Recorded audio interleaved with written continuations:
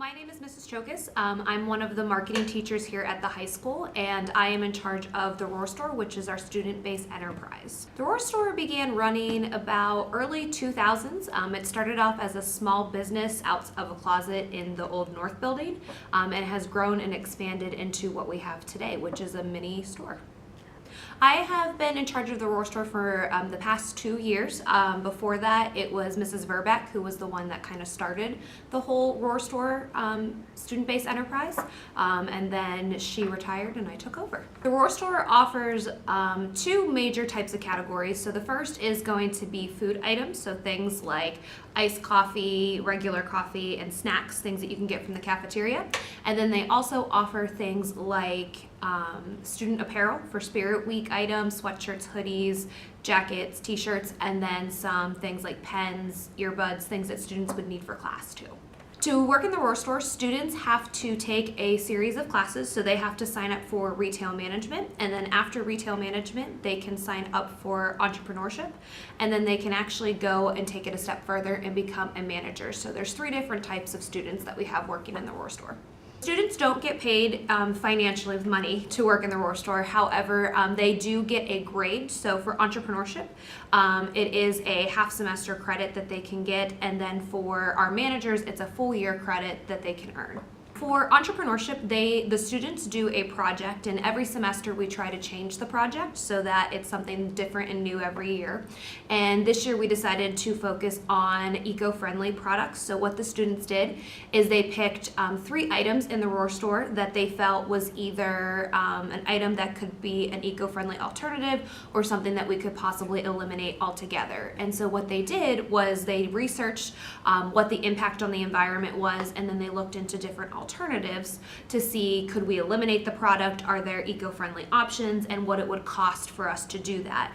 And then they even took it a step further and they started to look out to our customers and seeing, are they willing to give up? So one of the examples was with iced coffee, we looked at eliminating straws, and so they did some market research to find out, would customers be okay with getting rid of the straws or would they not be okay? The results depended on which item the student was looking at, but overall it seemed like our student population was interested in eco-friendly alternatives.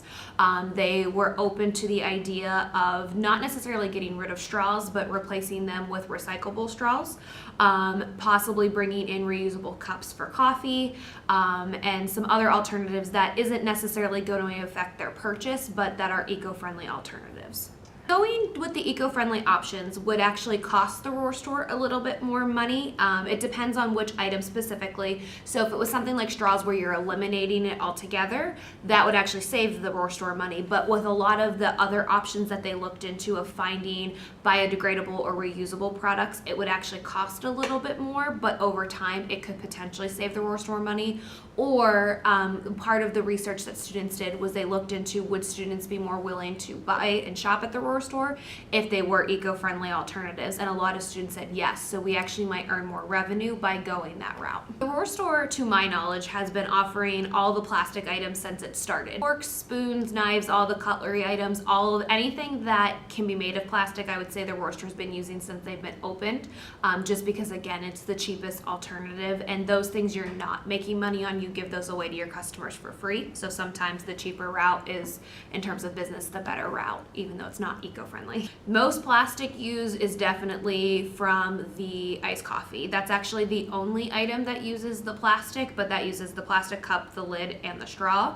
Styrofoam related, it would be just your regular coffee. How much the Roar Store orders per shipment is, I believe, 150 cups of the plastic cups come in a package, and we usually buy, I'd say, 6 or 7 packages a month. The amount of iced coffee that we sell per day will depend a lot on the weather, so the nicer it is outside, it seems like we sell a lot more, but on average I'd say anywhere between 30 to 50 iced coffees are sold. Regular coffees that students buy, I would say anywhere from 5 to 10, and then teachers are allowed to bring reusable mugs, and I would say maybe about 5 to 10 teachers teachers a day do the reusable mugs as well. Currently, we offer a discount for teachers if they bring their own cup. Unfortunately, we're not necessarily able to do that for students due to the Smart Snack compliance that we have to follow in terms of the amount of coffee students are allowed to have. And then things like iced coffee, we can't necessarily offer you bring your own cup because of the ice and all the stuff that we have to put in it to make the iced coffee. So when it comes to separating items, the Roar Store doesn't necessarily separate the items because most of the time the students buy the item and then they leave with it to eat or drink the item. So there's really not a specific need for the recycling to happen within the Roar Store because the students are in a different room. But that is why I know last year the janitor that's doing the recycling program, he encouraged students to empty out the ice in their iced coffee, and the cups themselves actually could get recycled in the bins in each classroom. Currently, right now, we don't have enough space in the Roar Store to even have the bins since it's our temporary location. In our new space, when we have a lot more room, we can definitely have the bins set up that students can have the recycling options if they finish the item while they're in the store. But right now their only options are either the trash cans in the hallway or if they take it back to their classroom and recycle them that way. The trash that the Roar Store produces is picked up by the janitors, and sometimes we will also, if there's like paper products or things that we need to recycle, or cardboard boxes is the biggest thing, we take it to a nearby classroom across the hall so that it gets recycled instead of put with the trash. I think what inspired students to look into eco-friendly alternatives was how often it was in the news talking about how different businesses, Starbucks was kind of the conversation topic of how they announced they were going to eliminate straws, and so that brought up the conversation of what could we do to the Roar Store to make it more eco-friendly. And so they automatically thought like the styrofoam cups, we could start looking into alternatives, and then it kind of spiraled after that. At this point, we have not implemented any of the ideas yet due to the fact that we are still trying to use up the items that we still have. So we have like the straws and the styrofoam cups, but moving into our new space next year, we are going to look into a lot of those eco-friendly options. It's definitely something next year we're going to explore even further and more in depth, but right now that's the only experience that we've had with it.